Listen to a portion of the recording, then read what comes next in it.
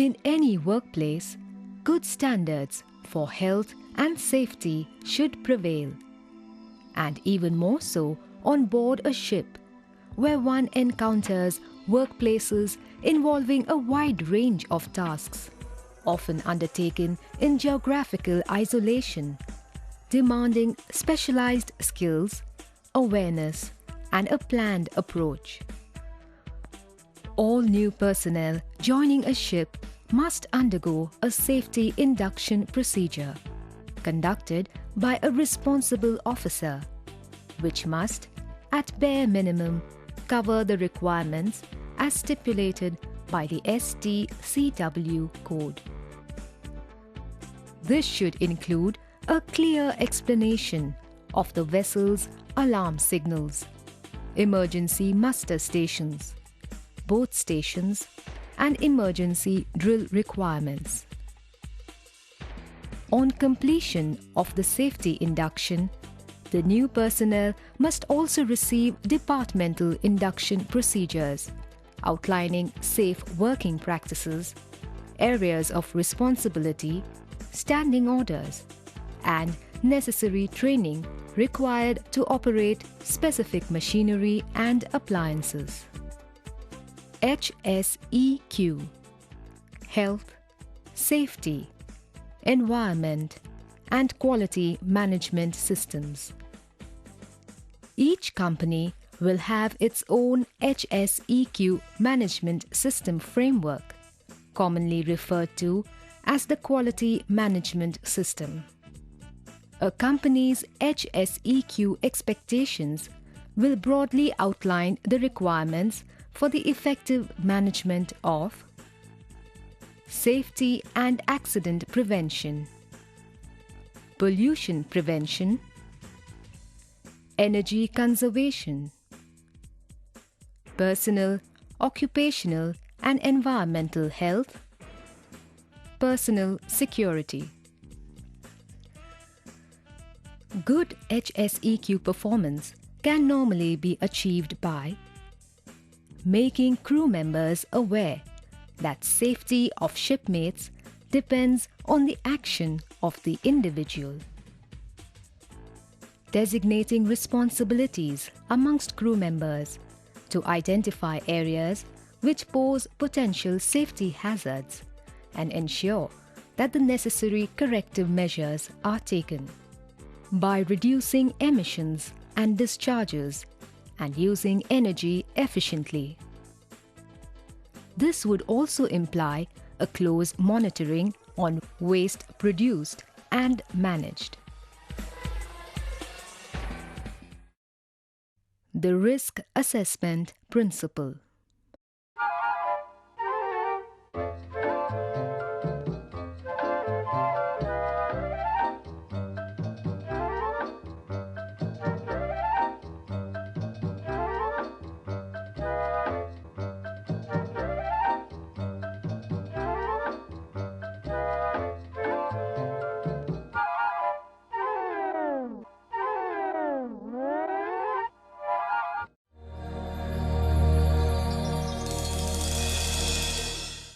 Personal protective equipment does not reduce the hazard, but only provides a barrier against it. The effectiveness of the barrier is lost if the personal protective equipment is used incorrectly or is of the wrong kind.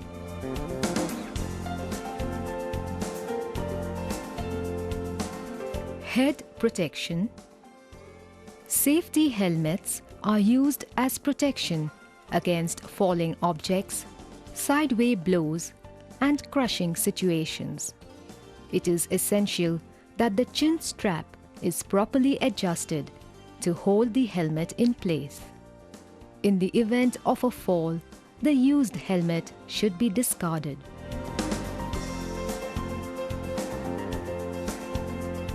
Ear protection.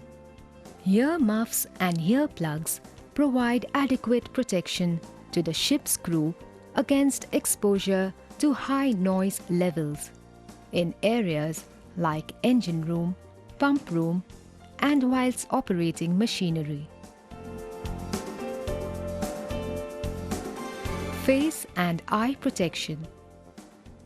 The most common eye injuries on board the ship are caused due to exposure to flying particles and dust generated during grinding, chipping, and similar activities.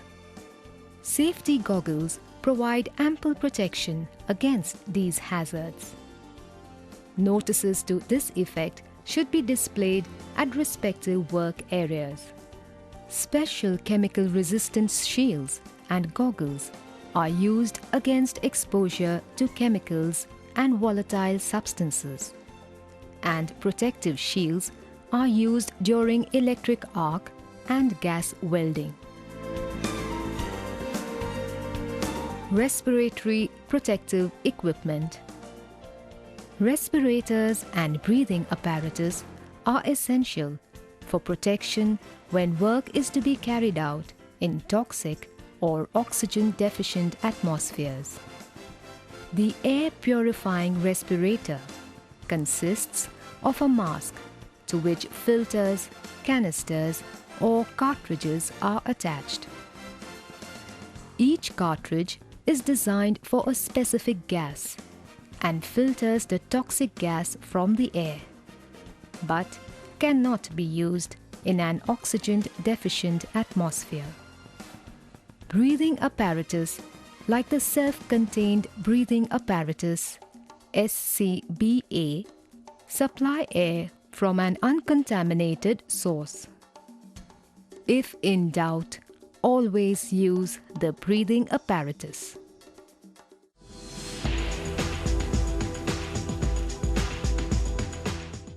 Hand protection. Injury to the hand is another common hazard, and the type of hand protection to be used will depend upon the type of work undertaken or the object being handled. Leather gloves are used during routine maintenance work on board, whilst chemical-resistant gloves are used for handling chemicals, acids, and other harmful substances. Special gloves must be utilized while welding or undertaking other hot work procedures.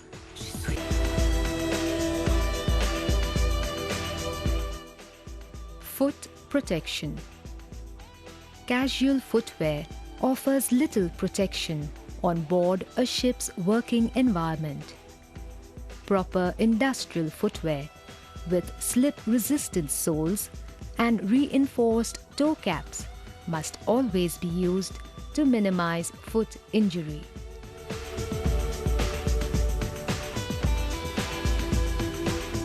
Body protection. Clean and properly fitting attire ensure comfort and hygiene in normal working conditions. In cold climates, the body should be well protected to avoid hypothermia.